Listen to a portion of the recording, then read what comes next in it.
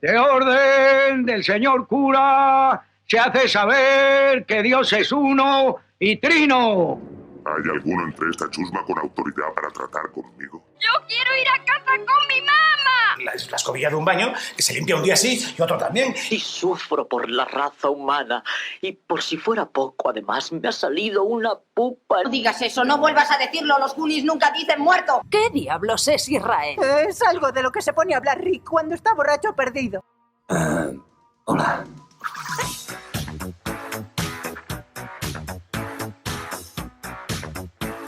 El Quimérico Inquilino, con Sergio Vélez, Víctor Alvarado y Mick J. López. Programa 39 del Quimérico Inquilino. Hoy volvemos a hablar de una serie, en este caso española, dirigida por uno de los directores más potentes de nuestro país.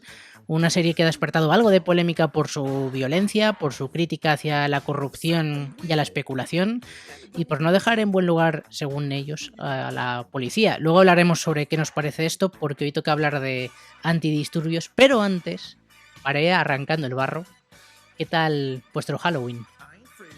Hostia, yo ahora mismo un poco, o sea, con miedo. Pero no por el Halloween en concreto, sino porque, o sea, sabéis que yo tengo la ventana justo detrás de la pantalla del iMac y acaba de pasar un pájaro, una paloma, pero en picado hacia abajo, como si fuera un F-16.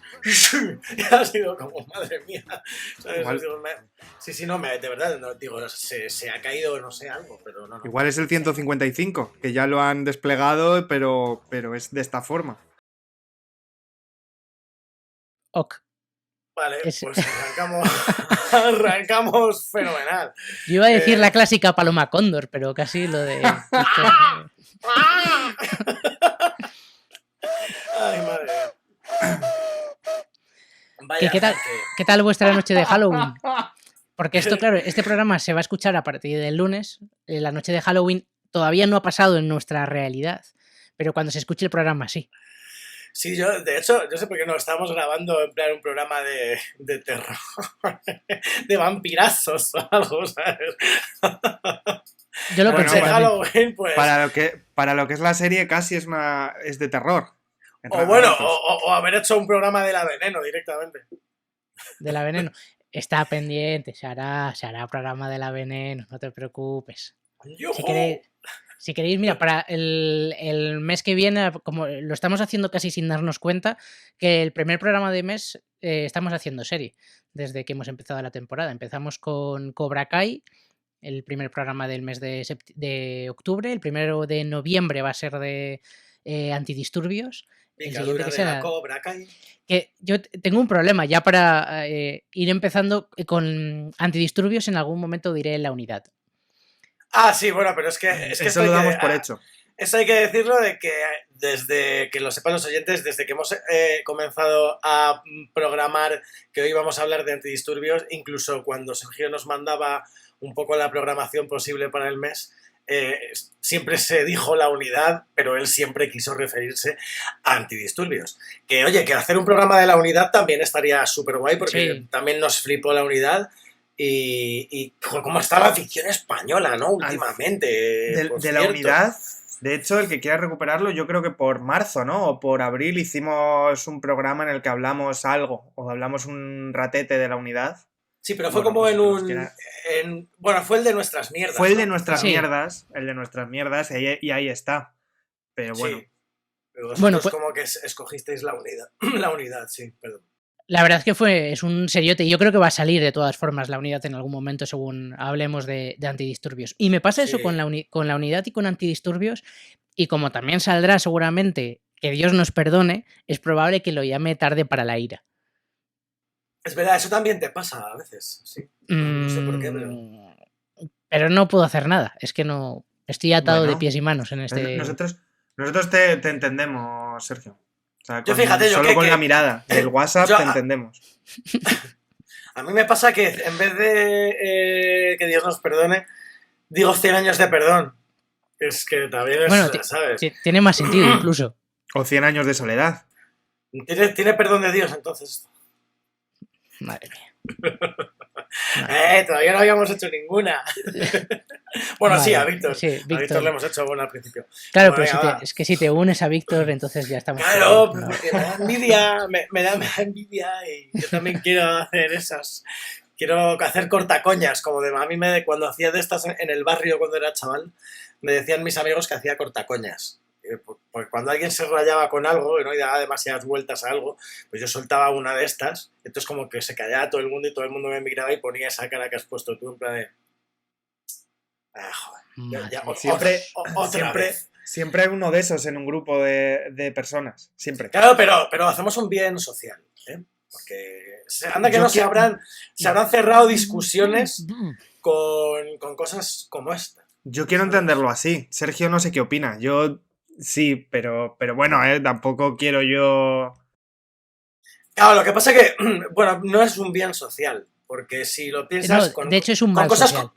Claro, no, pero espérate, porque, o sea, voy a hacer una disertación en torno a esto. Y es que, claro, cada vez que hacemos una de estas, Sergio se enfada y rompe lápices. ¿Y qué pasa? Que los lápices son Faber-Castell, que son de madera, y entonces para hacer esos lápices hay que talar árboles, con lo cual, cada vez que hacemos una de estas coñas, estamos despoblando de árboles el Amazonas. Sois peor que el aceite de palma, correcto. Sí, lo sé. Estáis a la misma altura. Bueno, ¿dónde una palma en aceite? Que eso tampoco... Eso viene fatal también, ¿eh? Cuesta un montón quitarla. ¡Sí, joder! ¡Sí! ¡Oh, madre mía! Joder, necesitamos que vengan unos antidisturbios a darnos algún palito. ¿Y todo esto dónde lo podéis escuchar? Pues lo podéis escuchar en recradio.es, en el 108.fm en la Comunidad de Madrid, 107.5 en el Casar Madrid Norte, 107.1 en Brea de Tajo. Y además nos podéis escuchar en el podcast, en iVoox, en Spotify, en Google Podcast y también en vídeo.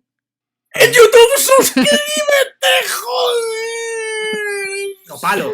¡Suscríbete, o palo! Y por supuesto podéis seguirnos en las redes sociales del Quimérico Inquilino, en Facebook, Twitter e Instagram. Incluso en las nuestras personales, si se os va de las manos. Sí, vosotros si sabréis. os queréis comentar algo, pues nos mandáis un mail. Los debates son bienvenidos. una carta postal.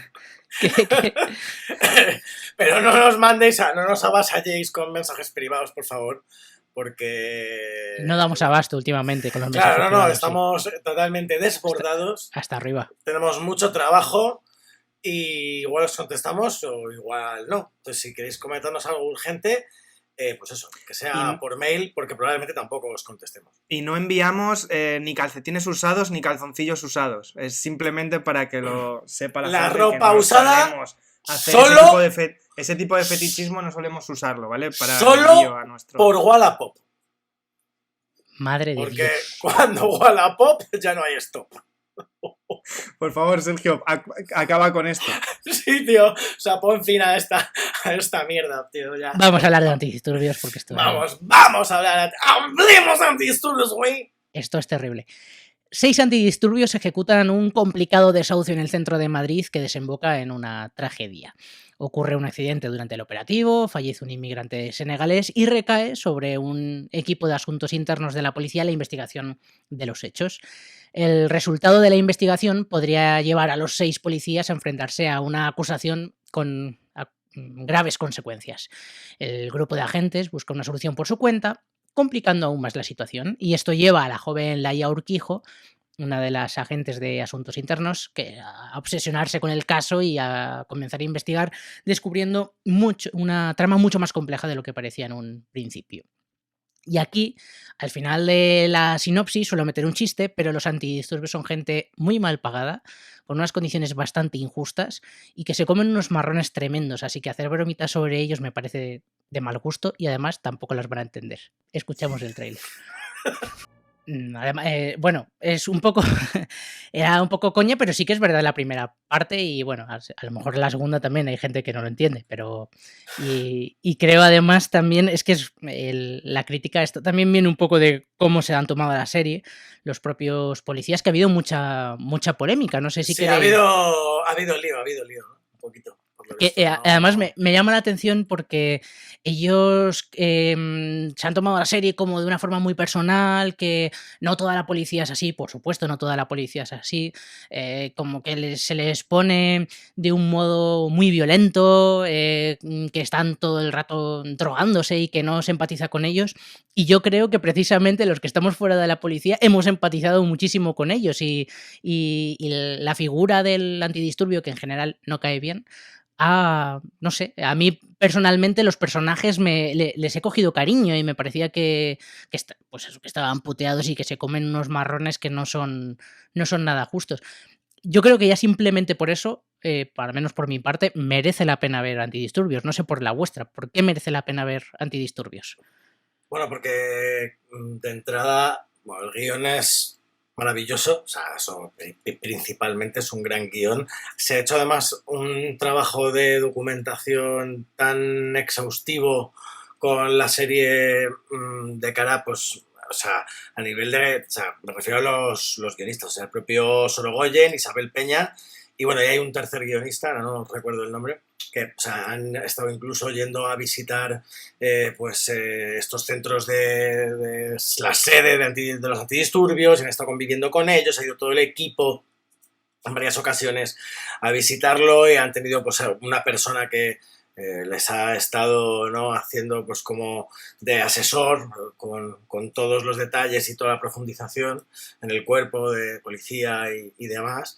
Y, o sea, yo entiendo y sé de buena tinta que como que ellos han empezado muy arriba y luego a nivel de asesoramientos les ha ido bajando un poco, como que lo llevaron muy al extremo, ¿no?, a estos personajes. Pero ha habido un trabajo tan gordo que creo que se ha humanizado tanto a todos los personajes en esta serie que a mí me parece un trabajo magistral y llega a ser incluso yo lo denomino como una especie de hiperrealismo cinematográfico, en el sentido de que está todo tan trabajado que es la realidad como la vida misma, aunque pueda haber cosas que pensemos que están a lo mejor un poco más salidas de tono que otras, pero yo creo que no, que todo está como en su justa medida, todos tienen aciertos, todos tienen errores y como digo, son humanos, ¿no? O sea, el trabajo de personajes es genial y magistral. O sea, ¿Tú, Víctor? Para mí, y yo creo que es la clave muchas veces en el cine, ya en sus pelis, en las pelis de Sorogoyen, y bueno, que hablábamos de la guionista de Isabel Peña, que también está muy metido con Sorogoyen en sus anteriores pelis y demás. Aquí también está, Eduardo Villanueva como guionista. Eduardo Villanueva, sí. Que bueno, que yo lo había olvidado yo el nombre. El tándem Sorogoyen-Isabel Peña, desde luego, a nivel guión, a nivel historia, creo que funciona como un tiro siempre. O sea, yo creo que es rara la historia que no, por lo menos es lo suficientemente intensa como para que no te atrape. Y a mí, yo creo que la clave de todo esto, de esta serie, lo has dicho tú, Mick, que es el tema de la bajada de los personajes a tierra. Es decir, que se ha llamado Antidisturbios, bueno, pues porque al final son 6 personas que les ha tocado en una zona que son antidisturbios, pero al final creo que la serie es tan inteligente, a pesar de que yo creo que en algunos momentos sí es, en pequeños momentos es algo panfletaria, por decirlo de alguna forma, pero tampoco sé a veces hacia qué zona. Entonces eso es lo que me resulta interesante, que yo creo que deja al espectador que vaya juzgando a sí mismo qué es lo que piensa, si al final ellos son una pieza más que existe y que están absolutamente vendidos de cara a los de arriba, que ahí está claro que es donde mete la crítica feroz a la parte de arriba, pero yo creo que esa parte de dramatización de personajes me parece tan absolutamente interesante y no sé si habéis visto una serie de 2001, 2002, creo que era que hacía HBO en su momento, que era Generation Kill, una serie de Irak, sí, de 7 capítulos, en los que precisamente una de las claves de esa serie era la humanización de los personajes que estaban allí y cómo reaccionaban a una situación que les venía dada de arriba. O sea, que al final ellos creían unas cosas, pero ahí se ven atrapados en muchas... pues en muchos pensamientos y en muchas formas de actuar. Y yo creo que la grandeza de la serie es caminar por ese alambre. O sea, vale, empiezas pensando, ostras, lo que han hecho está bien, no está bien, hasta qué punto, tal, y luego cómo se ven arrastrados absolutamente por lo mediático, por los intereses personales y porque cada persona en sí misma es un drama y es lo grande que refleja la serie, ya sean drogas, ya sea físico, sea mental, sea lo que sea, y son 6 personajes que les han encerrado en un sitio y tienen que vivirlo. Y eso es lo que me parece grandísimo de la serie. Sobre todo el punto de vista. O sea, porque el punto de vista, cómo arranca la serie, o sea, son esta unidad de antidisturbios que van a ser juzgados, ¿no? Y van a ser los protagonistas de todo este proceso, y cómo en ese primer episodio está grabado desde un punto de vista prácticamente documental o docuficción, ¿no? De estar dentro de la acción y de esa tensión, de que casi tú eres la cámara, ¿no? Por decirlo, o eres parte de la acción y vas con ellos, o eres un antidisturbio más de ese equipo.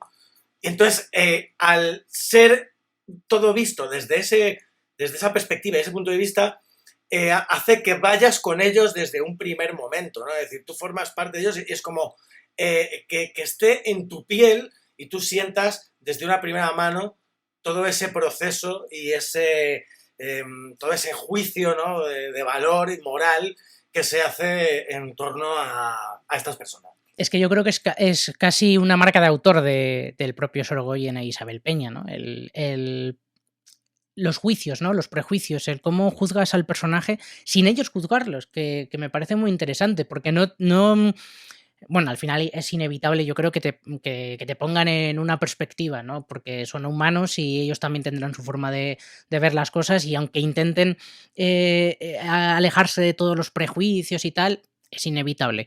Pero es verdad que si piensas en las películas que ha hecho desde Estocolm, quizá 8 citas no, pero desde Estocolm te estás poniendo delante de un personaje que está en una situación que como poco te genera dudas y te dice, ¿tú qué harías aquí? ¿No?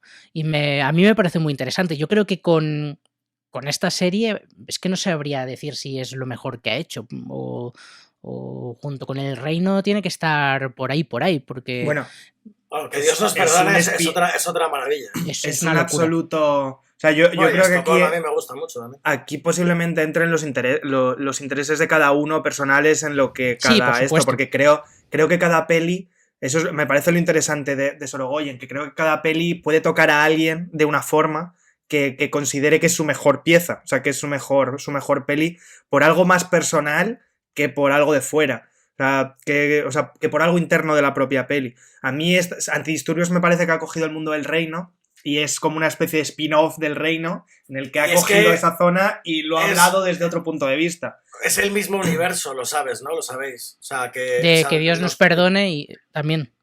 O sea, los políticos que están implicados dentro de la trama del Reino son los que están implicados dentro de Antidisturbios. O sea, de hecho hay nombres comunes tanto en una obra como en la otra. O sea, es como que todo esto se desarrolla dentro de un universo común que son todas esas tramas políticas de un nivel o del otro. Pero que hay personajes comunes en un segundo plano. O sea, no... ¿Sabes? No los protagonistas, dicho así, ¿sabes? Pero son como gente que ha influido en que esas situaciones se den tanto en una película como en otra. Y en realidad también tiene mucho que ver con que Dios nos perdone. De hecho, en algunas entrevistas él cuenta que la serie nace un poco con que Dios nos perdone cuando estaban investigando el mundo de la policía. Además, yo creo que empezaron a escribir que Dios nos perdone en 2011 y fue un momento en el que en Madrid había bastante tema de antidisturbios y de cargas policiales y todo este rollo. Y ellos vivían en el centro y veían ese mundo, ¿no? Y de que les llamaba mucho la atención. Y es curioso al final cómo confluyen todas sus historias en esto.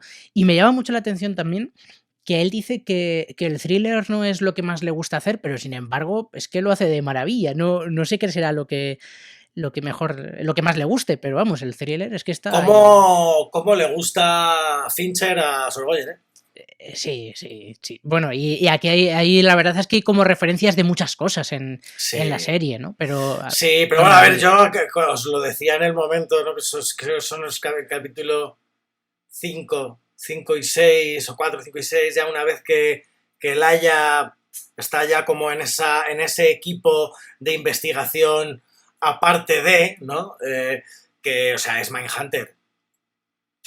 Hay una referencia clarísima a Mindhunter en toda esa parte, tanto por las ópticas como por, pues eso, planificación en general, incluso el color, la atmósfera, esas bandas sonoras casi imperceptibles pero que están ahí, en los blocking o ciertas puestas en escena. Yo lo veía y decía, esto es Mindhunter. Bueno, que, lo de... O sea, Didi, Víctor. No, que yo iba a decir que no quiere decir que esté copiando nada ni nada, ¿sabes? Pero yo creo que sí, tiene marca. Yo creo que este hombre tiene marca personal. Y por ejemplo, con lo de la banda sonora, o sea, es una muestra de cómo coger referencias y hacerlas suyas.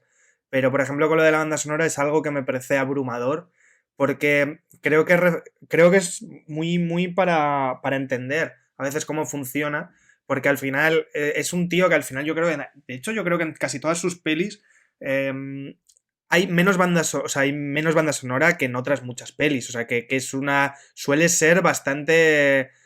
O sea, suele haber poca cantidad de banda sonora, por decirlo. Suele cubrir poco vídeo.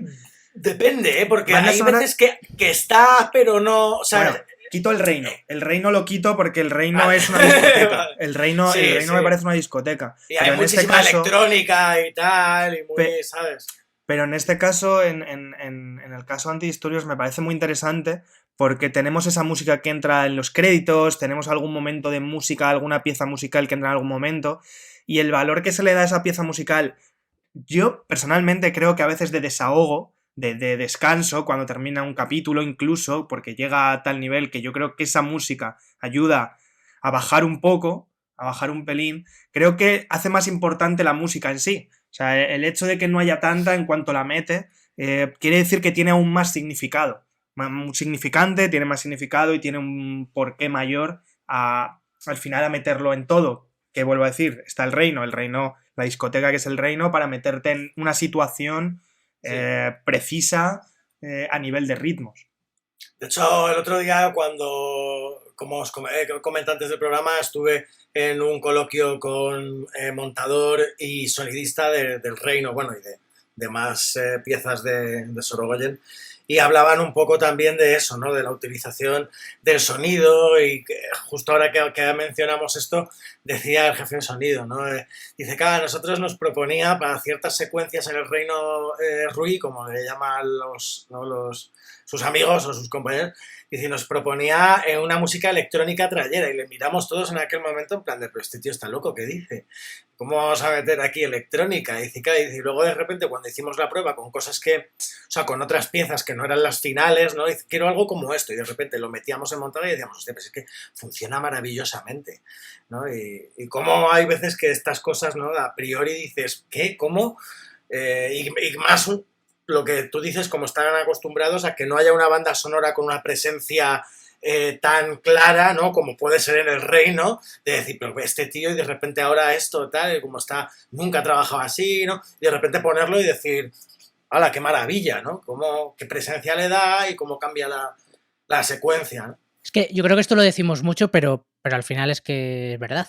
Al final, cuando se nota que hay un director que tiene muy claro lo que quiere, que tiene una idea y que, bueno, pues puede ser mejor o peor, pero lo tiene súper claro. Y en el momento en el que va por ello y que todo el equipo entiende que tiene que trabajar hacia esa idea, pues salen cosas como Antidisturbios o como todas las películas que ha hecho, que son maravillosas. Vamos a hacer un pequeño paroncillo, que tenemos que irnos a Publi, y ahora volvemos. El Quimérico Inquilino, con Sergio Vélez, Víctor Alvarado y Mick J. López. Pues volvemos, seguimos hablando de Antidisturbios y bueno, es que hay como varios aspectos de la serie que son muy interesantes. Yo creo que ahora sí que hablaremos de ello, ¿no? De cómo está construido a nivel de la forma, las decisiones del director, que era una de las cosas que yo creo que estábamos hablando antes, ¿no? De al final este señor lo tiene todo muy claro y se nota un montón en las decisiones que toma a nivel de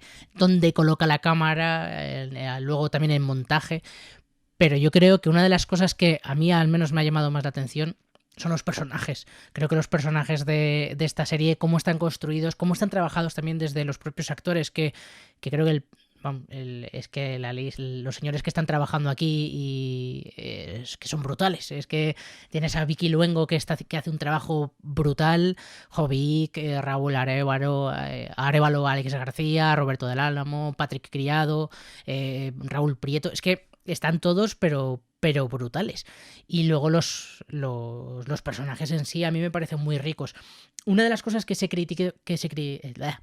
criticaba, que antes lo comentábamos, cómo la policía dice que no se ven representados en ese tipo de personajes, tal.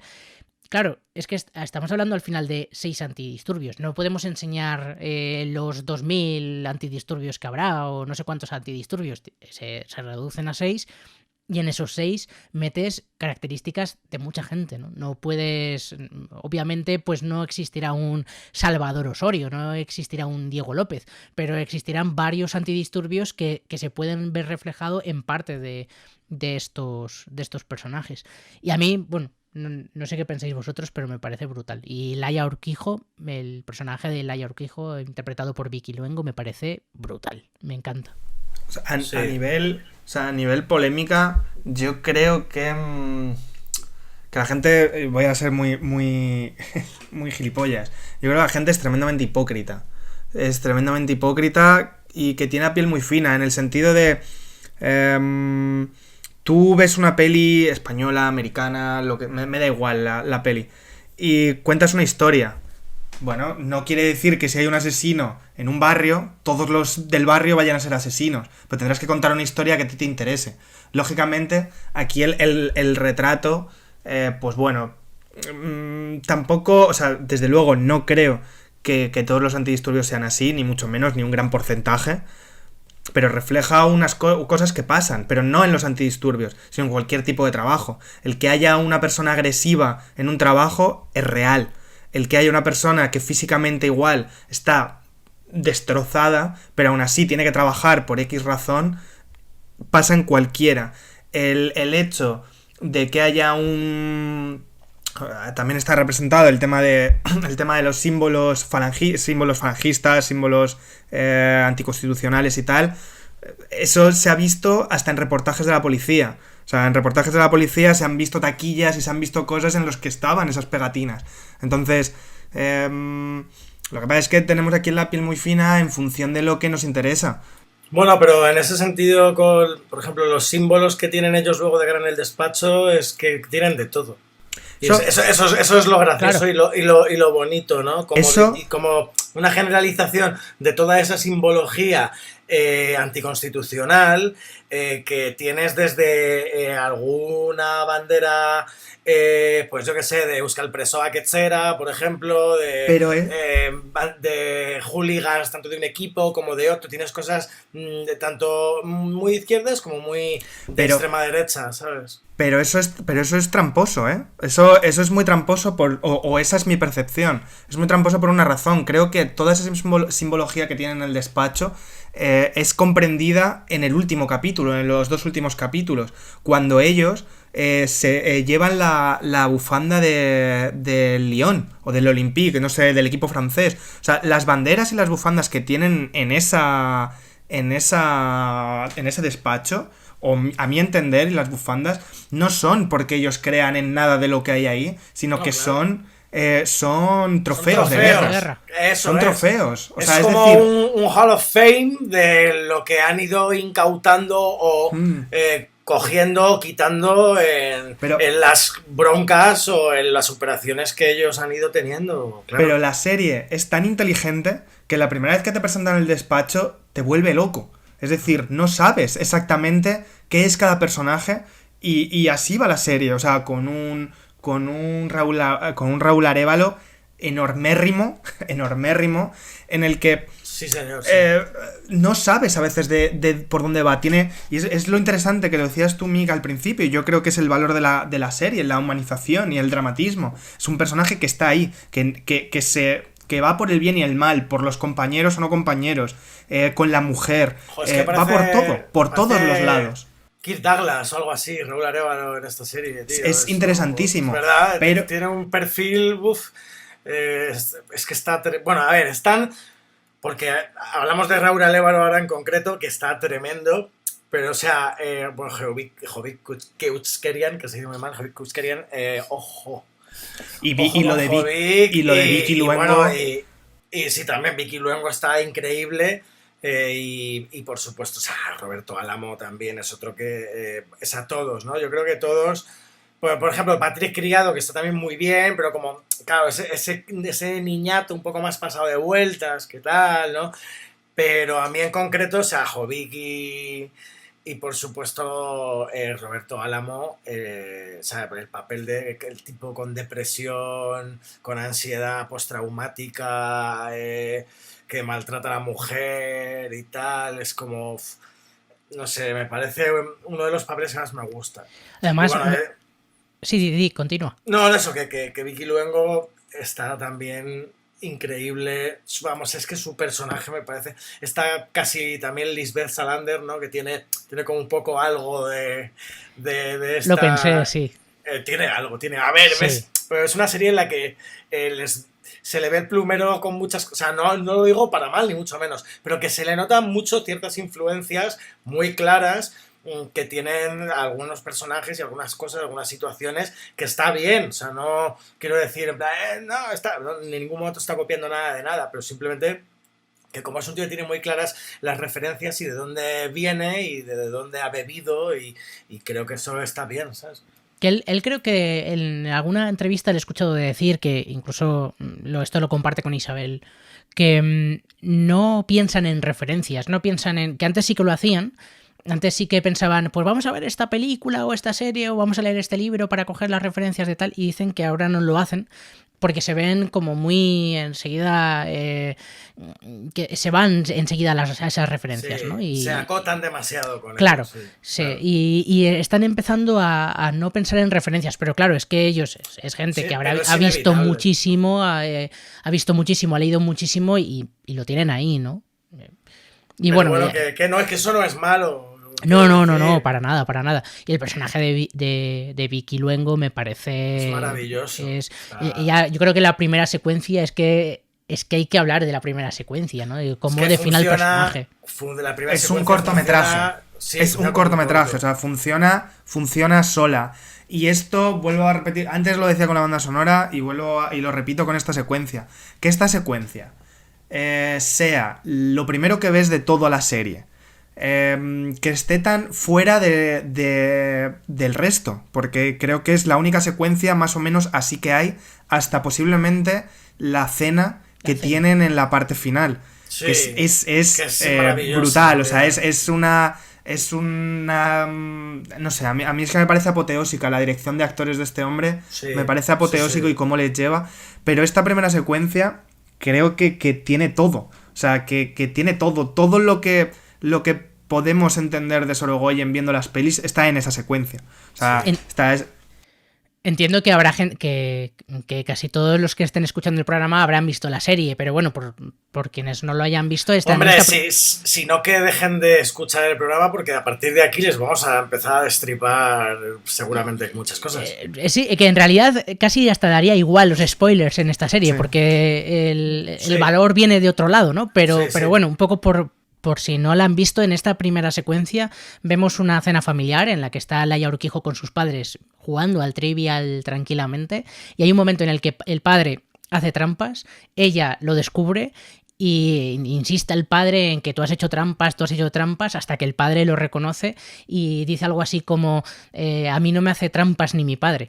Es que define totalmente al personaje, y además es muy interesante ver esa secuencia al principio y pensarla al final, porque en un primer momento piensas casi, joder, esta mujer cómo lucha por la justicia, porque no se hagan trampas, porque tal, y cuando termina la serie dices, ¿lucha por eso realmente? ¿O lucha porque no le hagan trampas a toda costa y lo que no le gusta es que se rían de ella?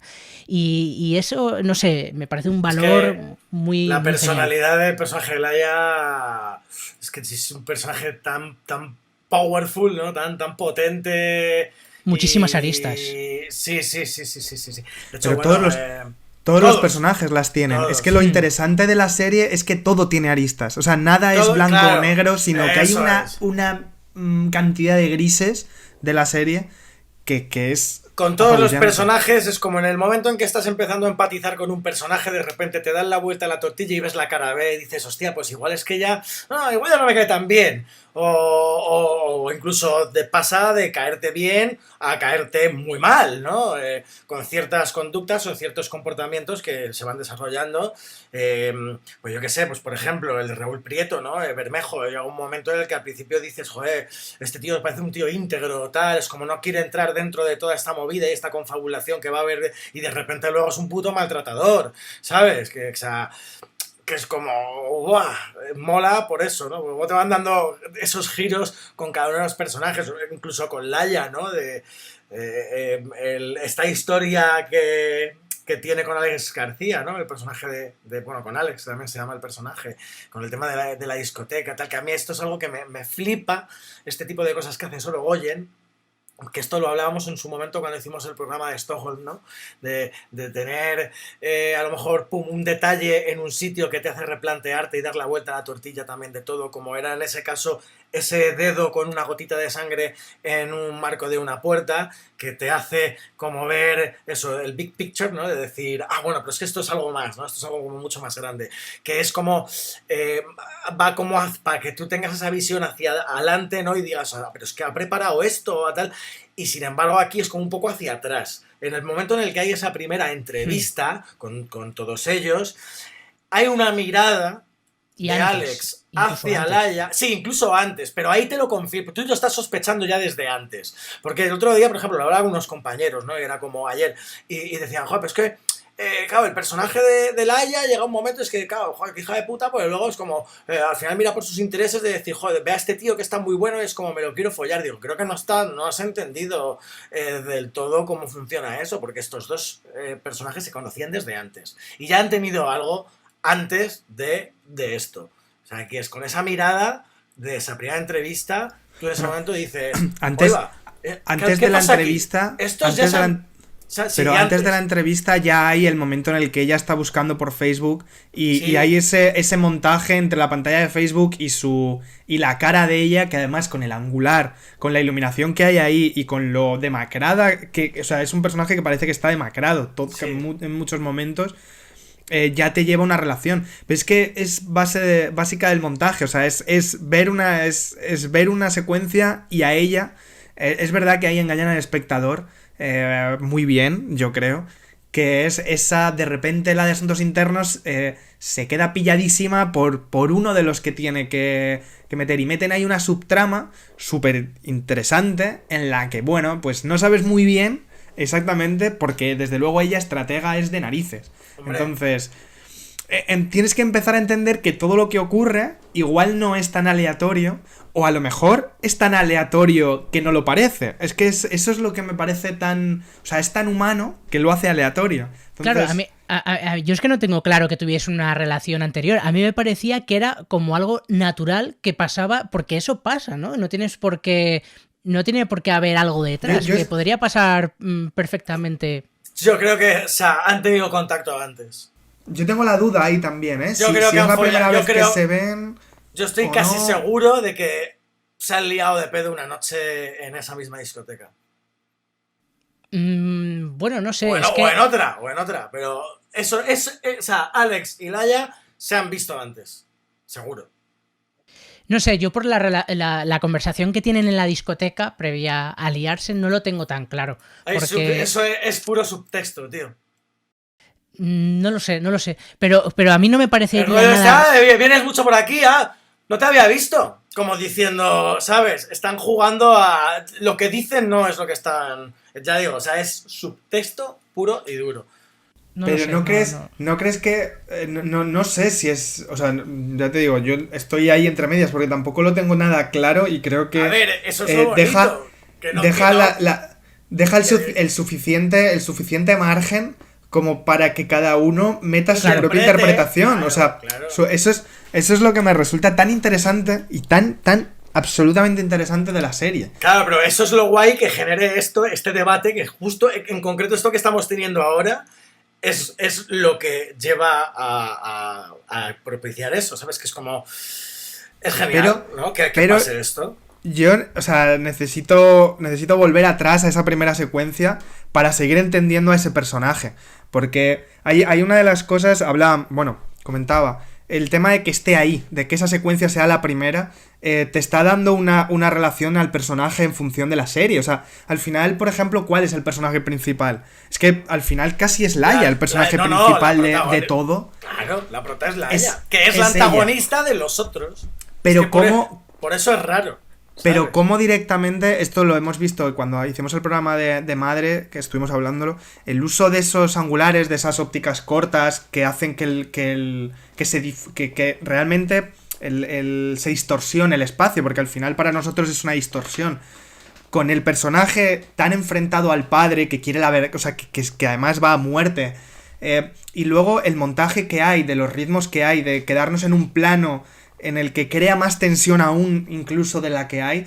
Y luego hay un plano maravilloso que yo creo que referencia toda la serie, que es un plano en el que es un más general, en el que están los 4 personajes. Está Laia a la izquierda y el hermano, creo que es, el hermano, el padre y la madre están los 3 pegados a la derecha y ella está sola en el lado izquierdo de la pantalla, que es como se ve en toda la serie. Claro, pero es un personaje que está sola siempre, aunque tenga una muy solitario. pareja, pero está sola, pero aquí es una de las... Por eso digo que yo creo que es una definición de toda la serie. Está sola, o ella misma a veces se busca estar sola, porque la relación y cómo actúa ella, por ejemplo, de cara a su compañero de mesa con el que tiene que resolver lo de tráfico, con el que tiene que resolver varias cosas, y pasa olímpicamente de él, porque para ella es el enfoque de lo que quiere.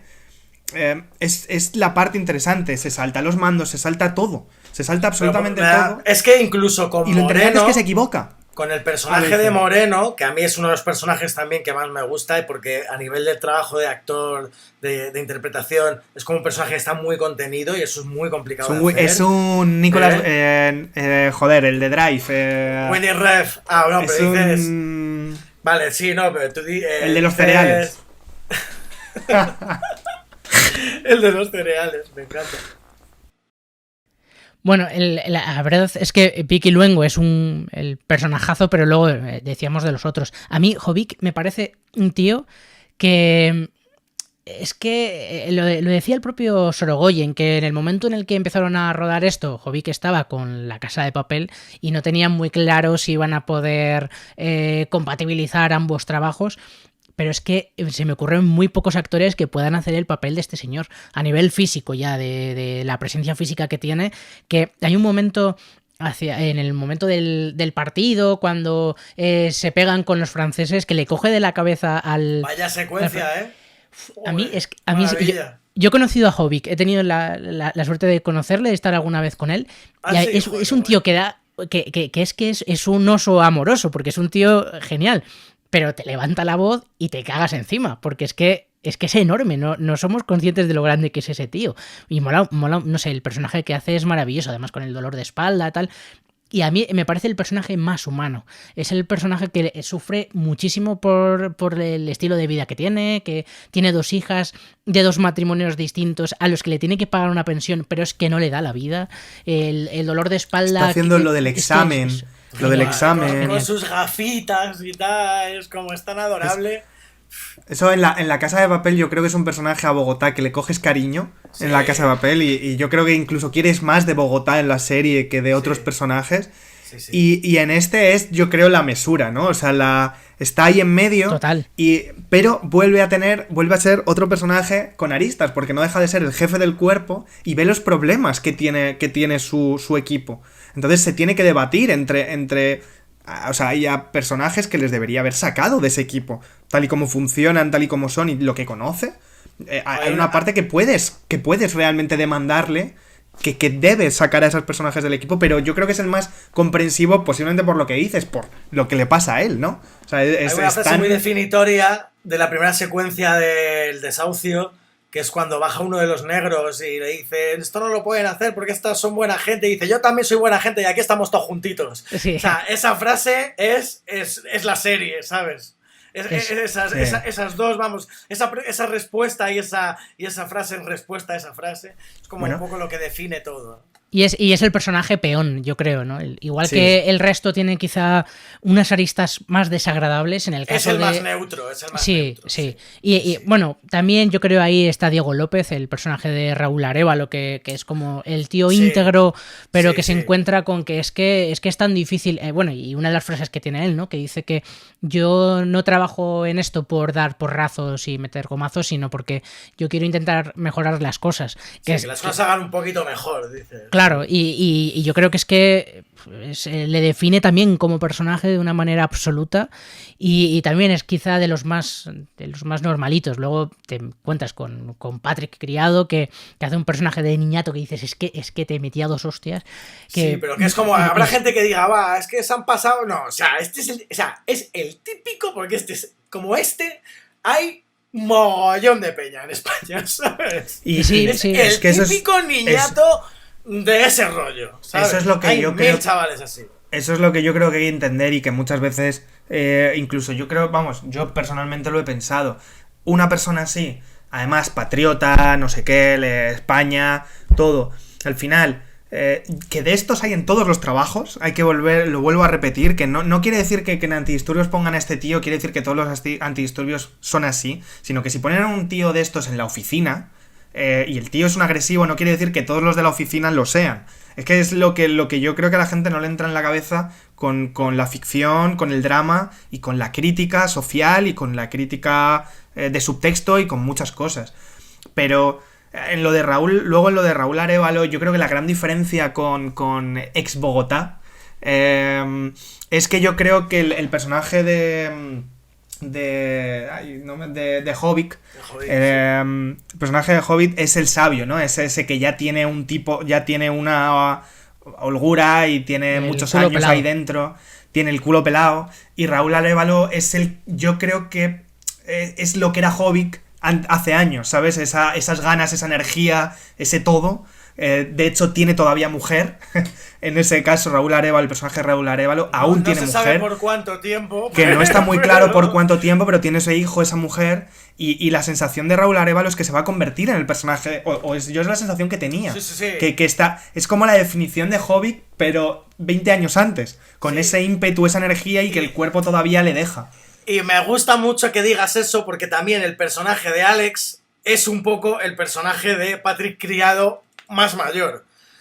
Tiene algo. O sea, el personaje de Rubén es un poco el de Alex, que dices, es como si se hubiera dado ya unas cuantas hostias y no fuera tan gilipollas como habría sido a lo mejor 8 o 10 años antes, ¿sabes? Yo creo que tiene un perfil parecido, pero no sé si a nivel profesional. Porque a mí me parece que el personaje de Murillo, el de Patrick Criado, es el típico policía, que estos existen, que es un buscabroncas y dice, pues me voy a meter aquí porque yo quiero bronca. Y los hay. Igual que los hay también, igual que Prieto, ¿no? Que lo que quieren es hacer las cosas bien. Y yo creo que el de Alex, yo creo que lo diferencia un poco el tema de la novia, del personaje de Nuri, creo que es Siria del Río. Que como que le baja un poco a, ¿no? Ya está como emparejado, se va a casar, luego tiene un crío, tal, no sé qué. Pero es el de la cocaína, ¿eh? Del grupo es el de la cocaína. Sí. Digo que... Pero claro, luego también está el tío, que yo creo que el tío le debe haber puesto ya en su sitio más de una vez, en plan de ten cuidadito con lo que haces, chaval, ¿sabes? Es que yo tengo apuntado en el personaje de Alexander Parra que es el tipo que entra en la policía por rebote. De esto que tienes un familiar que es en la policía, pues tú métete conmigo en la nacional, que yo te voy a ayudar, tal. Y seguramente que no le mola nada el trabajo, que está ahí intentándolo hacer lo mejor posible y que no le caigan muchos marrones, pero claro, es que probablemente está ahí porque el tío pues le ha colocado ahí, que también los hay, pero como los hay también en panaderías y en el cine, o sea que tampoco... Gente que está ahí que no quiere hacer eso, pero les han colocado, ¿no? Y eso también al final afecta al trabajo. Es que es un trabajo que quizá no debería estar ciertos perfiles, ¿no? Que tenían que estar más... Pero bueno, es lo que hay y tendrá que también mejorar. Esa yo creo que es una de las claves de crítica. Que al final... Esto es lo de Spider-Man. Un gran poder conlleva una responsabilidad. Claro, y es real. Sí, y hay gente, y esto pasa se habla mucho, ¿no? De repente el pobre que se hace rico y es lo más déspota y lo más absolutamente idiota que puede ser. Y lo mismo pasa con una persona a la que le das poder. Es que ser policía de repente es tener un poder. Tener un tipo de poder que, como lo interpretes mal... Es el poder de monopolizar la violencia, que se define así, es el monopolio de la violencia lo tiene la policía a través el Estado a través de la policía, con lo cual pues sí, tiene que haber gente con un poquito de cabeza. De todas formas, tenemos que hacer el parón para, sobre todo, hacer pis, en mi caso, así que hasta ahora. El Quimérico Inquilino, con Sergio Vélez, Víctor Alvarado y Mick J. López. Hola, soy Marina Hernández de los Ríos, soy directora del cortometraje de Inadaptada que se presenta hoy en el programa.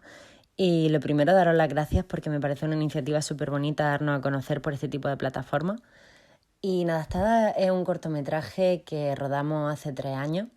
Está basado en la vida y obra de la escritora almeriense Carmen de Burgos, que es una escritora de principios del siglo XX que fue en gran parte silenciada por el franquismo, y con una gran actriz como es María Orihuela. Y es un cortometraje de autor muy intimista que está rodado en una sola cámara y está centrado sobre todo en la primera etapa de la vida y obra de Carmen de Burgos, cuando ella se casa y ve o descubre poco a poco que la vida que tiene que ofrecerle el pueblo no es la vida que ella busca como artista, y con ese mundo interior tan rico que ella tiene y que parece ser tan incomprendido en su entorno. Entonces va sobre la ruptura con todo el medio y todos los sucesos que desencadenan que ella al final decida terminar con todo e irse a Madrid a perseguir el sueño de ser escritora. Espero que lo disfrutéis y con cualquier cosa, pues aquí estoy. Muchísimas gracias. Y ahí os dejamos la recomendación de Inadaptada, el corto de Marina Hernández de los Ríos, que estuvo además en el Festival Internacional de Almería y en Art Sur, que es un festival internacional de videoarte.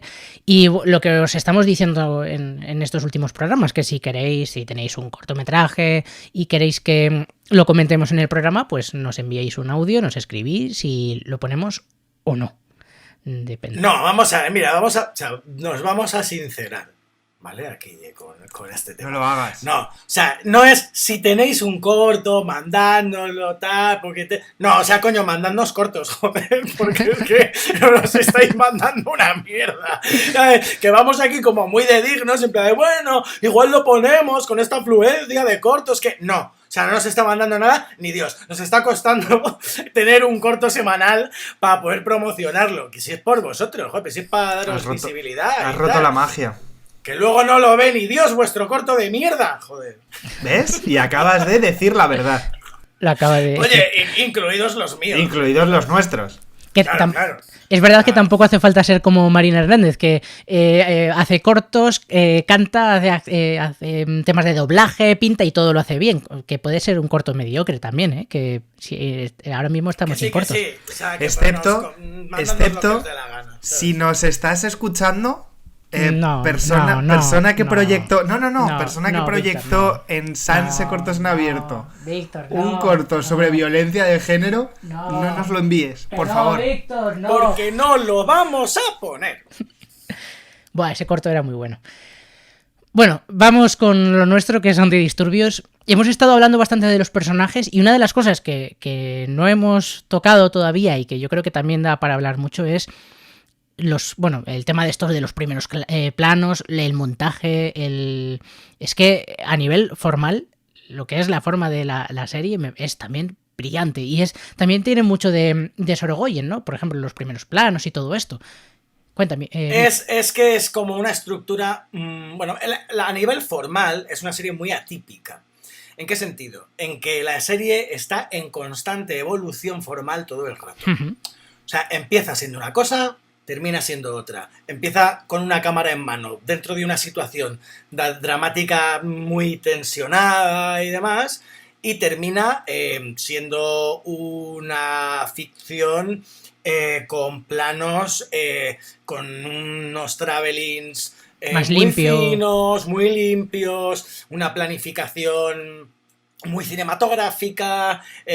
Entonces, está muy bien ese arranque y que vaya evolucionando la forma, o sea, el formato en general, con las situaciones y la historia que viene dada, ¿no? Cosa que no suele pasar. Cuando se toma una decisión normalmente formal de una serie o de una película, suele ir un poco compacta, ¿no? O sea, es como, esto va a ser así. Y cada capítulo creo que es diferente y empieza en un punto y termina en otro, en una evolución como muy coherente, ¿no? Con las situaciones que vienen dadas y con la historia en sí. Y muy esto no es lo habitual. Muy natural, muy orgánico, porque además esta evolución, y además, lo cuenta Sorogoyen, es que no te das cuenta, es que no... tienes que terminar... Sí que es verdad que hay momentos en los que dices, joder, antes parecía que al principio había como... utilizaba más este recurso y ahora no lo está utilizando tanto, pero no terminas de ser consciente de ese juego que están haciendo, ¿no? Que casi te lo tiene que decir el propio Sorogoyen después, pues mira, esto se ha hecho así, y dices, es verdad, es que era esto lo que yo sentía, ¿no? Como que, sobre todo, bueno, una de las cosas que estamos hablando es que estos primeros planos que deforman tanto, sobre todo lo vemos en el primer episodio, en el segundo también un poco, pero según va avanzando la serie, desaparecen los primeros planos.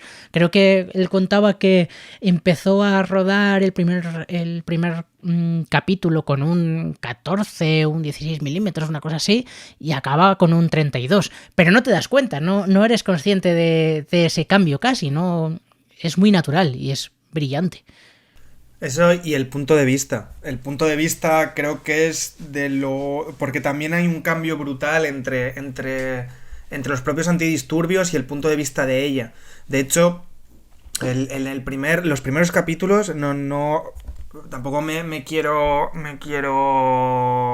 porque no lo tengo tan claro del todo, pero juraría que en los 3-4 primeros episodios todos terminan con un plano del personaje de Raúl Arévalo, todos. Por lo menos los 3 primeros juraría que terminan con planos de Raúl Arévalo, y el último también. Que justo de hecho es el personaje que mezcla los dos puntos de vista, que mezcla el de Urquijo con el grupo de antidisturbios. Es muy interesante a la hora de analizarlo. Posiblemente, que igual luego porque no creo que nada de este tío, iba a decir igual es aleatorio, pero no creo que nada de este tío sea aleatorio. Y esos tres primeros capítulos que terminen con ese tipo con un personaje, de la forma en la que termina, te da ya una información, es decir, que luego entra la música, que luego además entra esa música, entonces te deja con esa sensación de, vale, personaje que está cambiando, que es el único dentro del cuerpo que posiblemente veas que puede salir de ahí, o que puede ayudar a que haya una interacción entre ambos, y justo terminas con ese plan. O sea, son decisiones que a nivel narrativo son tremendamente importantes a la hora de construirlo. Y luego, sobre todo, el punto de vista, me interesa mucho el punto de vista del desahucio. El desahucio es súper interesante a nivel donde pones la cámara, porque hay un punto en el que ya no vuelven a subir ni a bajar del segundo piso. O sea, hay un punto en el que ni entra en la casa, ni sale la cámara, y todo empieza desde fuera, entra única y exclusivamente cuando los antidisturbios entran, baja única y exclusivamente cuando tienen que contar algo abajo por una razón, pero se mantiene en ese piso de desahucio y se mantiene en la zona donde ellos quieren. Y eso me resulta muy, muy, muy, muy interesante a nivel narrativo. A mí a nivel personal, me parece súper interesante, porque puedes tratar ese punto de vista desde muchas formas. Puedes abordar los que están dentro del piso y puedes verles más. Puedes hacerlo. Pero aquí lo interesante es cómo ellos tienen ese problema con los de arriba porque no les han mandado más unidades, con los que han sacado a un lado, con los que están abajo y todo, y te crea ese sistema tan interesante a través del montaje y a través de la realización que te deja ahí con ellos. Siempre con ellos, sus problemas, y no salgas del furgón, y si vas al bar con ellos, y siempre es muy enfocado al personaje que quieren contar. Y me resulta justo interesante eso, porque luego, a medida que avanzan los capítulos, ya no es Arévalo el que termina los capítulos, es Urquijo. Si mal no recuerdo, en el 4 y el 5 ya es ella. Entonces, me resulta interesante, me resulta muy interesante que hagan eso. O sea, porque al final con Sorogoyen creo que siempre hay que preguntarse ¿por qué has hecho esto? Yo creo que todo te lleva a, vale, ¿y por qué me has hecho esto? ¿Y por qué no me has puesto a este personaje? ¿O por qué me has terminado con este? ¿O por qué me metes ahora la música? Porque como es un tío que se nota que solo con la primera secuencia ya dices, voy a ver otra serie, esto no es una serie normal, pues te hace replantearte todo. Y a través de montaje y realización es que decías lo de Fincher, es que yo creo que ha cogido todas las referencias que ese tío tiene en la cabeza, pero las hace suyas. O sea, yo creo que ahora ves una peli de este hombre y dices, es Sorogoyen. O sea... Sí, pero bueno, porque yo creo que estamos probablemente ante el autor más autor a día de hoy en nuestro país. Creo que Sorogoyen refleja y plasma una autoría. Tú ves algo de Sorogoyen y ya sabes que es Sorogoyen, yo creo, a día de hoy.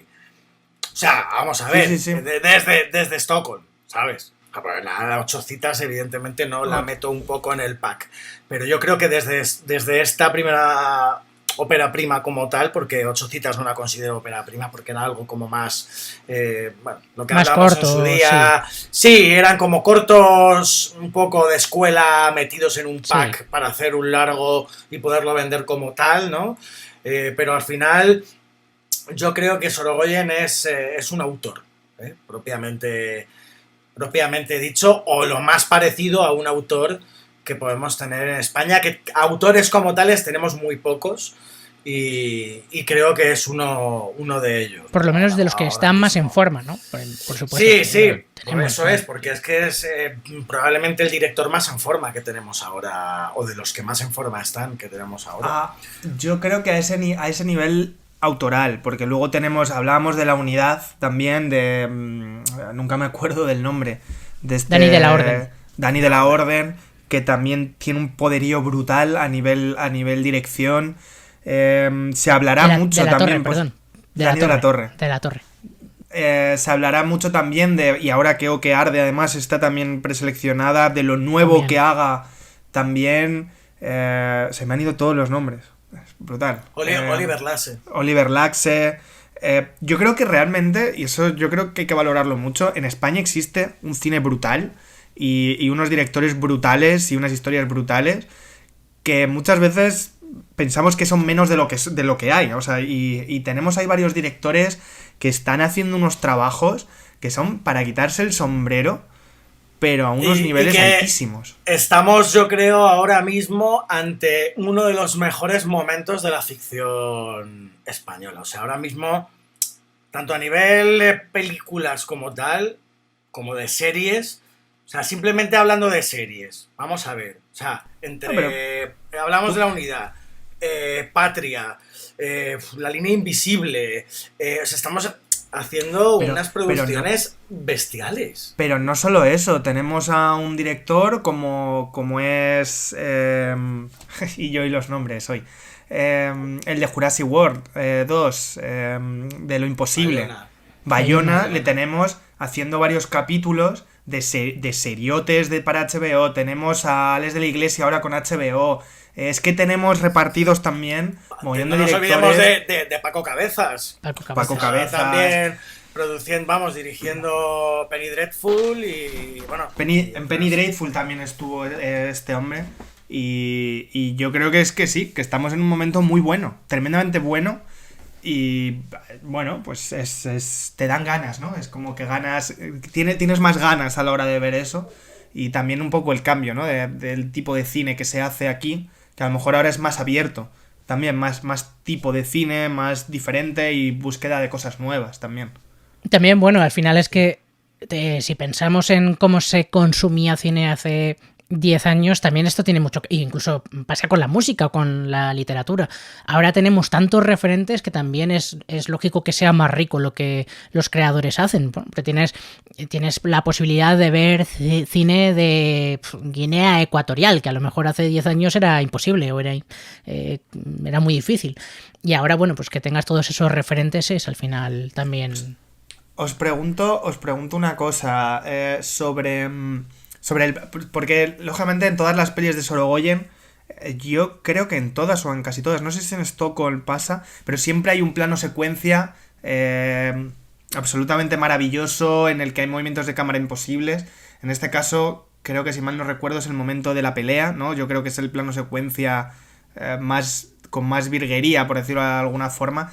Pero, por ejemplo, a mí me ha faltado ese plano secuencia suyo, de la cámara haciendo algo extraño, bajando por algún sitio que no puede, o haciendo alguna cosa así, y mucha gente habla de ese plano secuencia de la pelea de los ultras, en las que se mete la cámara por medio, van los antidisturbios y tal, y yo he de decir que me quedé un poco frío con esa secuencia. Mira que siempre me quedo aplaudiendo con los testículos, pero es que así, con este plano es verdad que me he quedado más frío, con este plano secuencia que supuestamente era como el gordo, el que además hay mucha gente que, por lo que he visto por críticas y tal, habla, y a mí ese plano me ha dejado algo más frío que en otras ocasiones cómo dirige esos tipos de planos. Pero bueno, no sé si es algo personal o a vosotros... No, o sea, a ver, tienes o sea, bueno, evidentemente el desahucio, hay cosas en la realización del desahucio también muy concretas que es muy, ¿no?, de esto que estamos comentando. Igual la reyerta en lavapiés también es interesante en ese sentido. Y luego, yo que sé, tienes estas cosas tú que dices que a lo mejor, por ejemplo, podría ser cuando Laia va a casa de este tipo, ¿no?, que es el que les hace como un poco ver la trama, ¿no? De Revilla. De eso, Revilla, no recordaba ahora el nombre del personaje de Revilla. Que te sale Villarejo. Sí, total. Al salir de la casa hay un momento en el que la cámara voltea, ¿no?, y hace ese 180 y nos deja a Laia yéndose en fuga hacia el final de la calle boca abajo, ¿no? O sea, son cosas como más concretas, son como pildoritas, detallitos, ¿no?, que quizá no ha hecho algo tan grandilocuente como podían ser otras veces, sino que ha ido... Porque claro, no es una obra solo, no es una pieza, son 6 piezas de una hora, ¿no?, de 50 y algo minutos. Entonces, es como que ha ido dejando, yo creo, ciertos detalles. A mí personalmente, cuando después de ver las pelis y después de hablar de Madre, en Madre vemos ese plano secuencia final en el que entra por la casa, baja por el balcón... vemos en El Reino que hace ese plano imposible cuando se sale del balcón y la cámara está como por fuera en el aire, que es interesantísimo, aunque a mí ese personalmente me sacó un poco, pero bueno. Y a mí, cuando pasa ese momento de la pelea entre los ultras, o sea, yo por dentro digo, se viene el plano, o sea, ya va a hacer la locura máxima absoluta. Y es verdad que ahí es mi único pero a la serie, porque para mí ha sido un tiro la serie, o sea, ha sido de lo mejor que he visto, pero ese plano ha sido como... Sobre todo, tío, ¿no os ha pasado a vosotros que en varias ocasiones y en ciertos momentos es tan impactante y está dirigido de tal manera, como con una tensión tal, que cuando termina el capítulo o alguna secuencia o tal, haces una de... ¿sabes? Como... ¡Qué duro!, ¿no? Bueno, ha habido en algunos momentos que me resultaba... O sea, me he implicado tanto emocionalmente con alguna de las situaciones que a mí se me ha caído una lágrima en momentos en los que decía... ¿Por qué estoy llorando aquí? Si esto tampoco es triste y tal, sino de decir, joder, qué duro, y como implicarte tanto, ¿no? En plan, empatizar con la situación emocional que está viviendo el personaje los personajes en ese momento, y cuando corta esa secuencia decir, ¡oh, madre mía, qué barbaridad! No sé, igual soy yo que soy a lo mejor un poco más emocional o no sé, o estoy como muy a flor de piel últimamente, pero creo que lo consigue, ¿no? Creo que es lo que quiere conseguir, y por lo menos en mí lo consigue. ¿Ibas a decir algo, Víctor? No, iba a decir una tontería, realmente, entonces yo creo que paso palabra. Excelente. No, porque siempre cuando dices una lágrima me hace gracia, porque es como he contado una solo y la tengo guardada. Entonces... Pero yo creo que en eso ayuda... Es que yo creo que es un tío tan absolutamente inteligente que si tú sales de esa secuencia, o esa es mi percepción, si tú de esa secuencia sales así, posiblemente necesites un tiempo para ponerte el siguiente capítulo, que sobre todo pasa con el final, que te deja un poco así. Y yo creo que ahí es donde juega muy bien la música. Me está pasando ahora lo mismo con Patria, que es donde juega la música al final de un capítulo en el que necesitas relajarte, o sea, necesitas un momento no de relajación, sino de Sí, de asimilar lo que ha ocurrido. Asimilarlo. Y de asimilar sobre todo la tensión que tienes encima, porque es que me gusta que saques el tema de Patria porque genera una sensación al espectador totalmente distinta a la de Antidisturbios, pero sí que te pone un poco en el ¿por qué me estoy sintiendo así? No entiendo por qué me estoy... no sé, me parece que juegan muy bien con las emociones ambas series. Y yo creo que es interesante la música en ese punto. O sea, hay a veces que la entrada de la música en un momento en el que... Perdón, Mick. En un momento en el que alargan... Es que cuando, por ejemplo, hablamos muchas veces de montaje, muchas de las cosas que haces a la hora de cortar es cuánto alargas la secuencia, cuánta información te ha dado ya ese plano para ver cuándo saltas al siguiente. Pero a veces es mucho más interesante mantener ese plano que ir al siguiente, porque está consiguiendo algo que es fundamental, que es generarte esa tensión, si quieres, y negar el siguiente. O sea, es como, vale, yo siempre... Hay algo que a mí siempre me parece súper interesante, que es el plano contra plano en un abrazo, parece una tontería, pero yo me acuerdo de una peli que se llama Dipan, una peli francesa de un chico de Sri Lanka que tiene que ir, un inmigrante que va a Francia, y se generan muchas cosas en una familia que se ha creado, porque no son familia, padre, madre e hija, que se han juntado para poder salir de Sri Lanka, y al final, después de todo lo que hace él, ella quiere irse, y hay un abrazo final entre los dos, en el que hay un plano contra plano, pero el último plano de esa secuencia es el de ella. Y la sensación que tienes si pasan al de él es más el de culpabilidad que el de perdón que te da el plano de ella. Y entonces, esto es la sensación que tengo con estas piezas, cuando no vas a un contraplano, es decir, cuando te quedas en un personaje y sabes que el otro personaje está reaccionando, pero tú no le quieres ver. Entonces, es que con Patria pasa lo mismo, cuando cortan a otra secuencia, que de repente a lo mejor quieres ver la reacción del otro personaje porque hay dos y no existe esa reacción o no te la ponen. Y aquí es eso, o sea, es ese plano estirado y alargado. Pero bueno, y al final eso es el punto de vista, ¿no? Claro. De esas son elecciones y son decisiones de dirección que son lo que hace que tenga una autoría o que el punto de vista esté marcado y definido y remea la dirección. Y pensar ahí en el espectador y en cómo se está sintiendo con el personaje y cómo se está sintiendo en esa situación. Es que que yo yo creo que es lo más interesante. Quería mencionar el plano de la unidad de esa furgoneta por la calle Preciados. ¿Era calle Preciados? Bueno, sí, en plan, la paralela. Desde Callao a Sol. O sea, porque como que venía muy al caso, ¿no? De esto que estábamos hablando, de ese plano fijo, ese personaje, y solo estamos viendo ese personaje que, bueno, da igual, o sea, es un personaje un terrorista que va atropellando viandantes desde Callao hasta Sol, un poco haciendo referencia a los atentados de Niza, ¿no?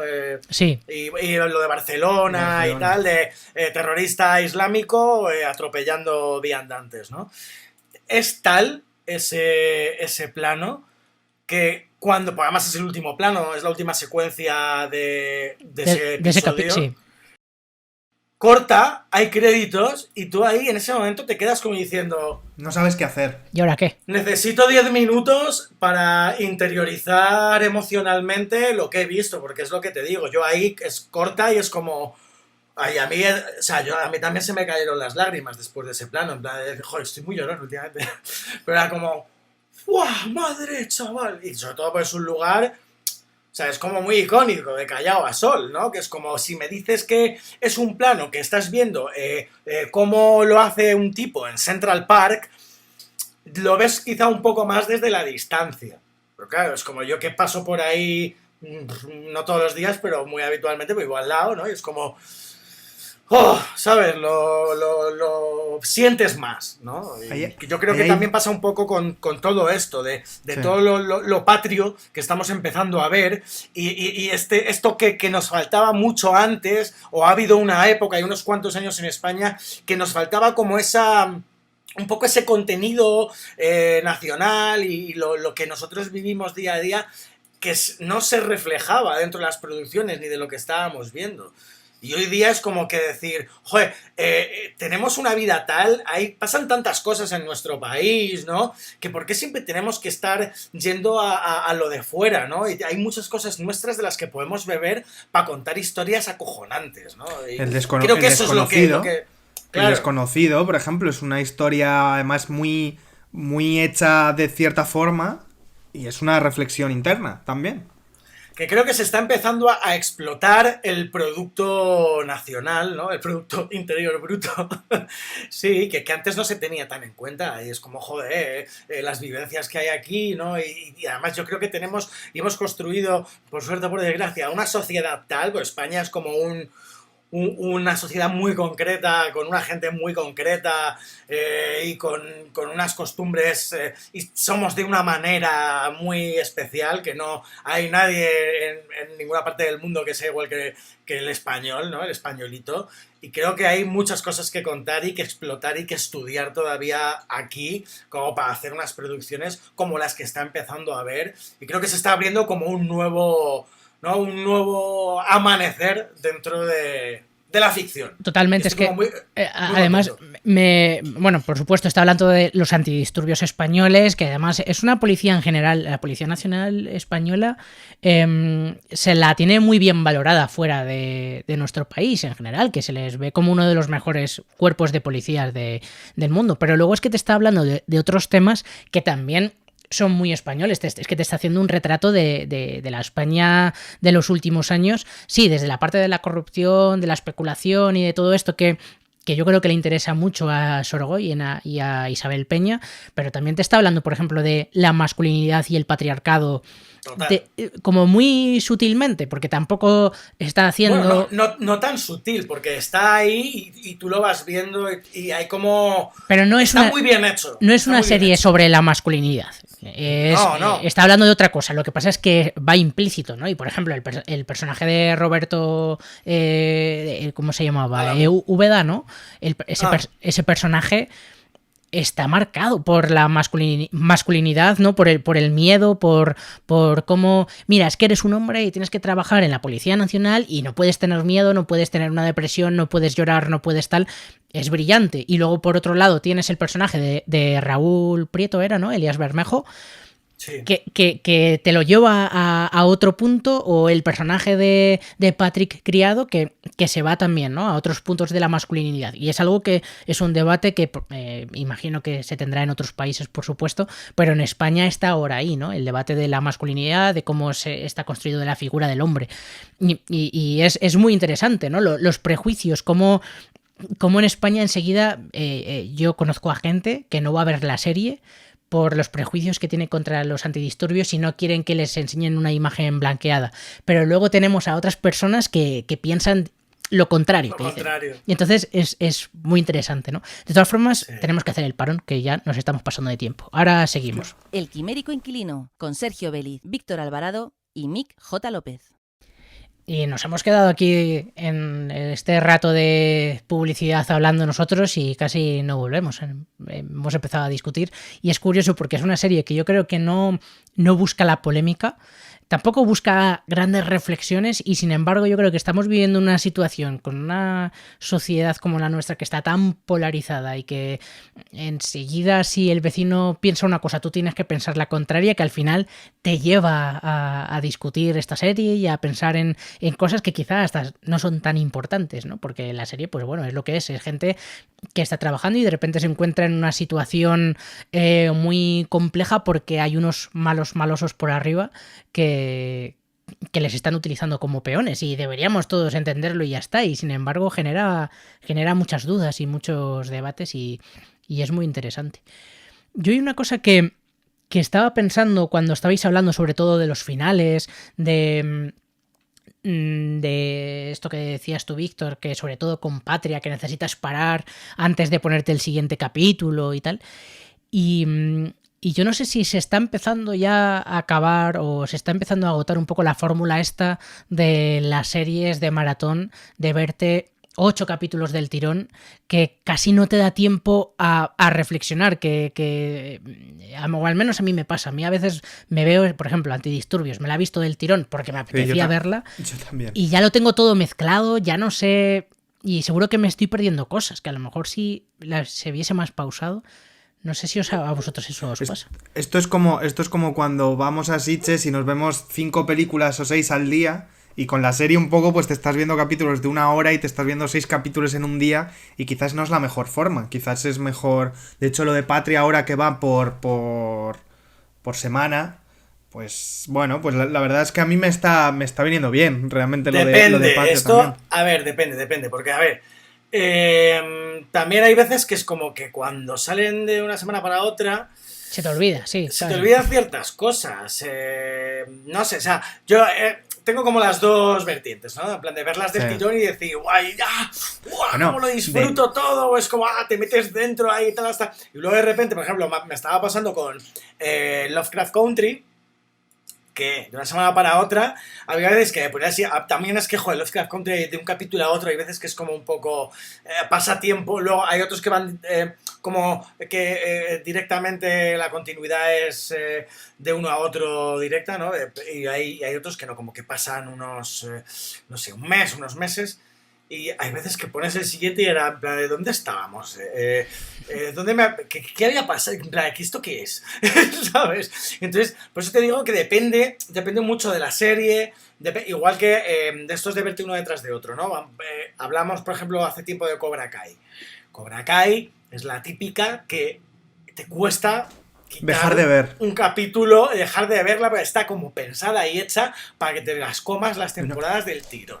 A mí Antidisturbios... Son 20 algo minutos por capítulo, claro, que es algo como más asequible que no capítulos de 1 hora. Al final es como si te ves uno detrás de otro y llega un momento que te lo pones a ver por la mañana y dices, bueno, pero si es que ya me tengo que acostar, casi, ¿sabes? A mí con Antidisturbios me ha pasado luego, o sea, que también me ha pasado el tirón, que me ha pasado lo mismo que tú, Sergio, de vérmela de... Sí, yo también la he visto del tirón. De corrillo. Bueno, sí, de ver 3... o 2, 3 y luego dejarme 1 o 2 para otro día, pero bueno, pero sí, más o menos del día siguiente, ¿sabes? Sí, que en 3 días te la ves, que no... Sí, en dos. Te la puedes ver en un día. Sí, te la puedes ver en un día si quieres, porque tampoco... Además no son capítulos de 1 hora, hay algunos que sí que llega a la hora, pero hay otros que son de 45 minutos o de 40 y muchos, que bueno, sí, se puede... Pero sí que me parece que al final, sobre todo con este tipo de series... Es que no hay tiempo para reflexionar sobre ellas. A lo mejor, pues yo que sé, sí, Cobra Kai, pues no tienes que reflexionar. Es que eso es una chorrada de serie al final, ¿no? Y es divertida y tal, y no te lleva a pensar en el bien y el mal tampoco. O bueno, es sí, más sencilla. O sea, habla del bien y el mal, pero de una forma más sencilla. Y sí, más... es más, yo que sé, palomitera, ¿no? Sí, es más superficial. Claro. Aunque tiene ciertas cosas, hay cierto trasfondo, pero sí, creo que habla de unas cosas como mucho más superficiales y más básicas que no de esto ahora que estamos tratando, que tiene unas capas de profundidad que llega incluso a la enfermedad, ¿sabes? No, pero porque es que ha sido creado por una persona también muy obsesiva, muy eso, como con una autoría muy profunda, con un trabajo de investigación muy exhaustivo, con una cantidad de influencia y referencia que conlleva, pues eso, un trabajo de meses, incluso años, a algo que es un producto de mero entretenimiento, no, ¿sabes? Que no es comparable. Pero sí que se está viendo cada vez más, incluso Netflix tiene alguna serie así, que ya no te están... El formato este de maratón de toda la serie el mismo día... se está empezando a abandonar por parte de las plataformas y yo creo que incluso también es más interesante para ellos porque estás hablando de la serie durante más tiempo, no en una semana y ya está, que también, pues incluso a nivel social, ¿no? El poder hablar todas las semanas de un tema con tus compañeros en el trabajo o lo que sea. Mencionábamos hace poco las de Hunting, ¿no? De esta nueva saga, ¿no? De las maldiciones de Hunting of Hill House, y ahora que yo ya también me termino la de Bly Manor, la nueva. Me quedan un par de capítulos que la he dejado ahí a medias.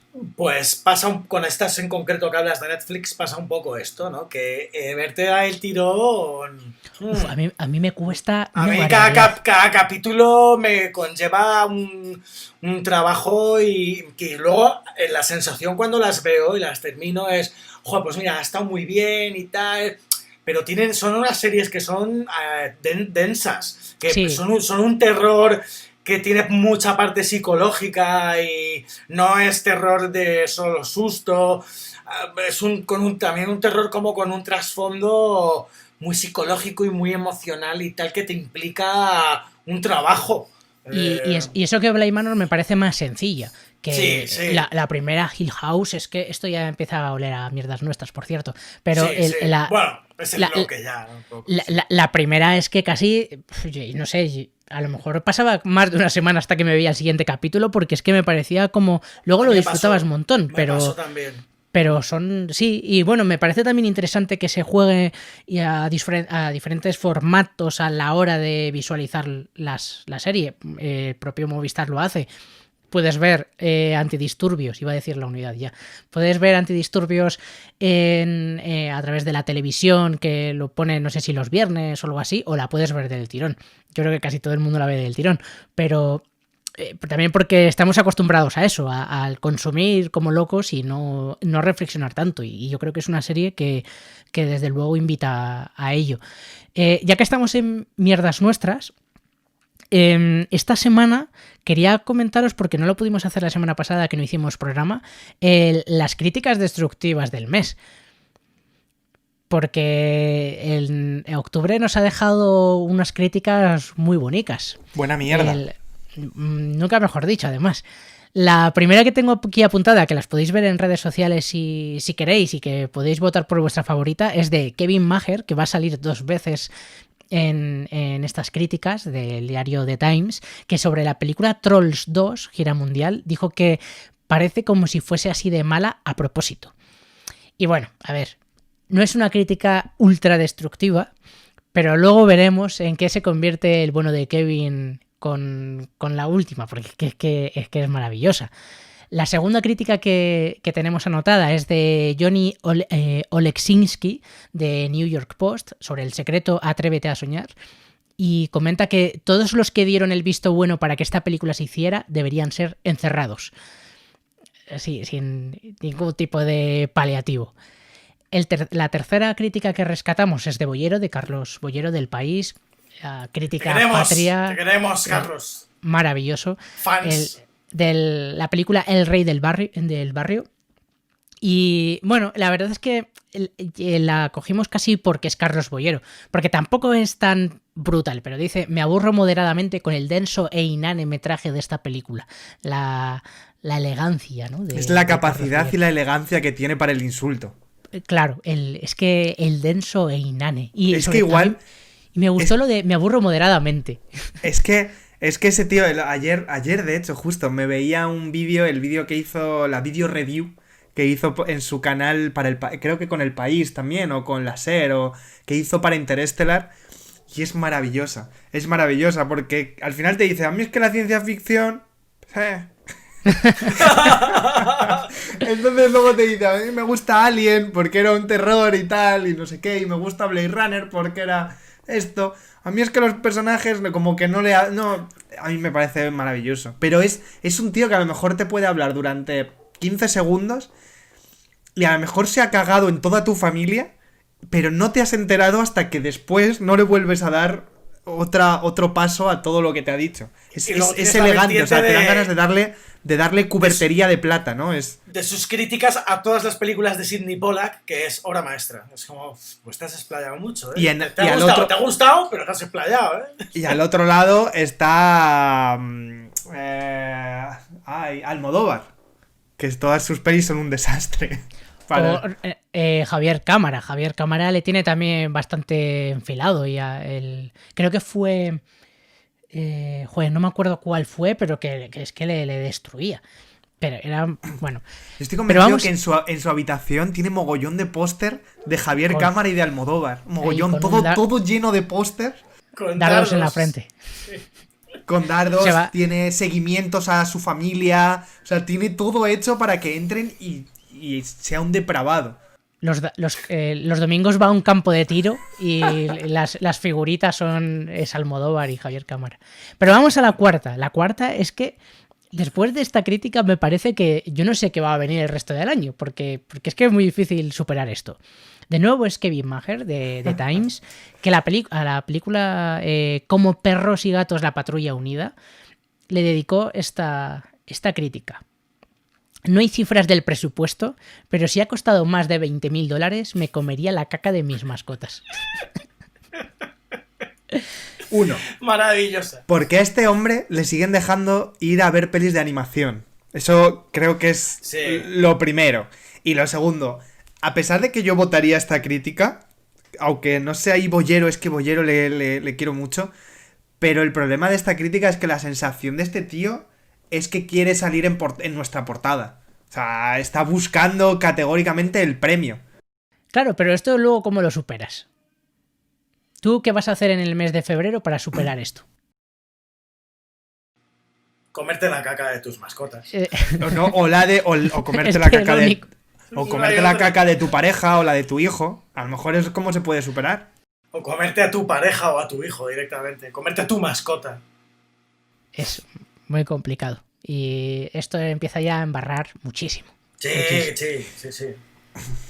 Bueno, si queréis así por acabar rapidito, algo que hayáis visto esta semana, estas últimas 2 semanas, que Bly Manor decías tú, Mick, Veneno. Sí, yo pues de hecho quiero decir que en Film Affinity, y es que lo acabo de ver, o sea, no me acabo de dar cuenta, he llegado a la cifra 3.333 películas votadas. Tengo 4 treses ahí, que es como... Lo acabo de ver y ha sido, hostia, qué gracioso.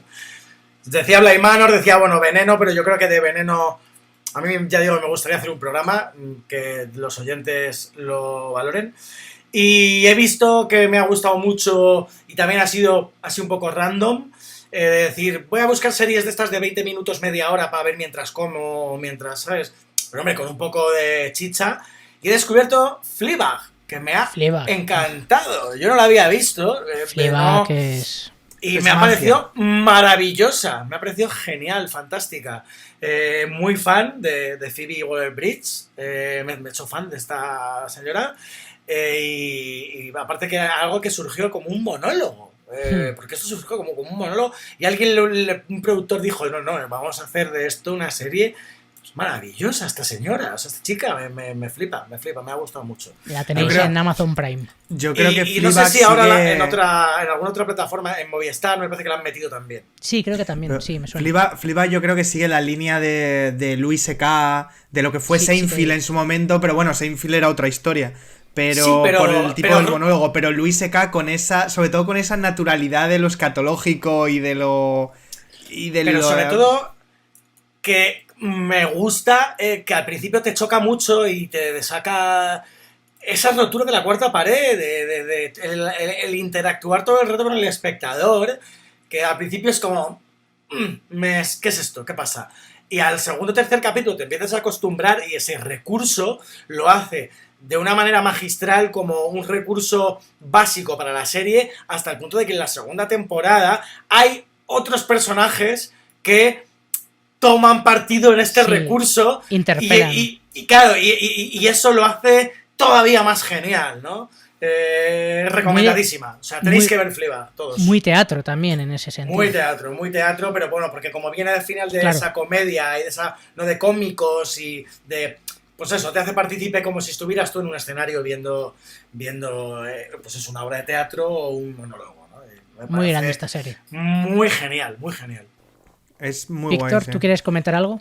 A ver, yo, más allá de las pelis, bueno, ya me he adelantado la de la semana que viene, porque le tenía ganas para ver qué había hecho el señor Sacha. Y bueno, la otra es una peli que me recomendó Martín, porque le comenté de la que hablé la semana pasada, que era bueno, no sé si llegué a hablar de esa, de una peli que se llamaba Presión, de unos buzos de... Creo que no. Creo que hace uno de los programas hablé sobre un docu de un buzo que se quedaba, de un buzo de descompresión, que a 90 metros pues se le rompía el umbilical y se quedaba ahí. Era una peli que se llamaba Presión, interesantísima, muy muy interesante, yo creo que basada en todo esto. Es cómo juntar en pequeña escala grandes actores y sacar un peliculón.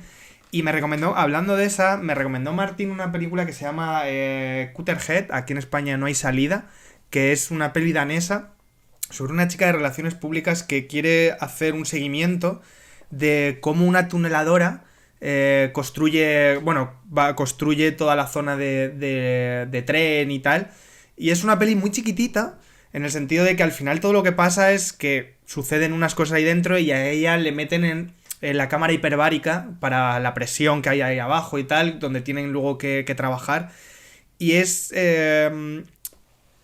una peli tremendamente pequeña y tremendamente interesante. Por el trabajo de actores pasa algo ahí abajo, entonces se quedan encerrados. Y bueno, pues es como sobrevivir ahí dentro, falta de aire, falta de agua, se va acabando además el aire, hay una explosión fuera, bueno, X. Y es tremendamente interesante, pero más que nada como ejercicio de localizaciones pequeñas, pocos actores y cómo funciona a nivel de información y a nivel de ritmo, en la que hora y media conoces más, lo hablaba además con Martín luego, que conoces más a los personajes o te implican más los personajes que pelis de 2 horas y media de enormérrimas que se pueden llamar Tenet y que los personajes te dan igual. Y en este sentido me parece un descubrimiento muy, muy, muy, muy, muy bueno.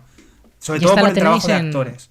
Y esta la tenéis en Movistar, además. En Movistar, esta estaría en Movistar. Y Presión, por si a alguien le interesa verla también, está en Amazon Prime.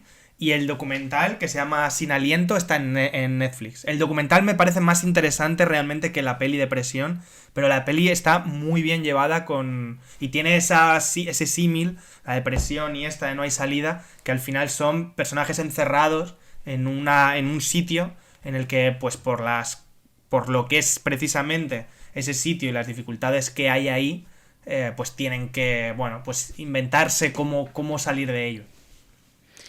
Bueno, pues nos quedamos con esas recomendaciones y casi una cosa antes de despedirnos. Yo es que no he tenido tiempo estos últimos días, pero una de las cosas que quería preguntaros, ¿Tenet se va a convertir en el nuevo Escuadrón Suicida? No es tan mala. ¡Hombre! ¡No jodas! Tenet no es una mala peli, que lo es. O sea, es... No es mala peli. No, por eso, que no es mala peli, aunque lo sea. Pero que lo es. Pero, bueno, es mediocre, que hablábamos otro día, es mediocre. Sí. Pues ahí queda. Y nos quedamos con ese ladrido de tu perro de fondo. El problema para mí es que nos vamos a meter en el jardín Tenet, que siempre lo hemos estado bordeando. El problema para mí... No, te estás metiendo tú. Yo solamente te he hecho una pregunta que era responder sí o no. Está en Tenet. Y al final terminaremos haciendo un programa de Tenet en algún momento, porque... Por los 10 años. Al final, sinceramente, y como hemos pasado de las 10 de la noche y se puede decir lo que nos dé la gana, que te jodan, Nolan es la peor película que has hecho. Hijo de la grandísima Nolan. O sea... bueno, pues hasta la semana que viene con Borat 2. Antes de que... Y por cierto, Film Affinity acaba de incorporar donde se puede ver cada una de las películas, en qué plataforma, así que chúpate esa, Just Watch. Bueno, es que lo están haciendo a través de Just Watch. ¿Ah, sí? Sí. Ojo, ahora ve para atrás. Ahora Rey Castillo. Bueno, pues saludos a Just Watch y a Nolan y hasta la semana que viene. Adiós a todos. El Quimérico Inquilino, con Sergio Vélez, Víctor Alvarado y Mick J. López.